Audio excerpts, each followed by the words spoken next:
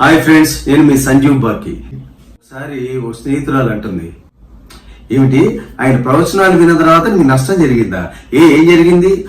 ఏం లేదు, మొన్న వజ్రాన్ని వజ్రంతోనే కొయ్యాలి, ముళ్ళుని ముళ్ళుతోనే తీయాలి అని చెప్పాయంట ఏదో సభలో. అది విని మా ఆయన పెళ్ళాన్ని పెళ్ళంతోనే జయించాలని చెప్పి ఇంకో పెళ్లి చేసుకుని వచ్చాడే, అది నా బాధ. ఏమిటి పుట్టలో పాలు? వాళ్ళ నాగుల చవితి కాదు కదా, ఎందుకు పుట్టలో పాలు? నేను రోజు పుట్టలో పాలు పోస్తుంటాను.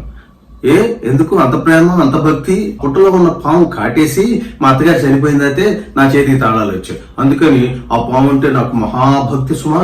అందుకని ప్రతిరోజు ఏమండో ఆఫీస్కి వెళ్తున్నారా? ఇవాళ మీ పుట్టినరోజు, ఆఫీస్ నుంచి సాయంత్రం త్వరగా వచ్చేసేయండి. మీకు ఇష్టమైన గారెలు, కోడి మాంసం, పాయసం అవి వండుకొని తిందురు గాని.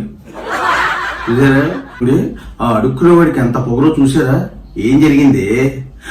ఏం లేదు, కాళ్ళు లేనోడు కదా అని చెప్పి రోజు అన్నం కూరలు వేస్తుంటే ఇవాళ రుచికరంగా వండటం ఎలా అనే పుస్తకం ఇచ్చిపోతున్నాడండి వాడు. మరి ఏంట్రా దెబ్బలు?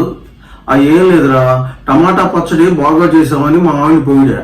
వెంటనే చచ్చినోడా టమాటా పప్పును పట్టుకుని టమాటా పచ్చడి అంటావని చెప్పి నన్ను పచ్చడి చేసేసిందిరా.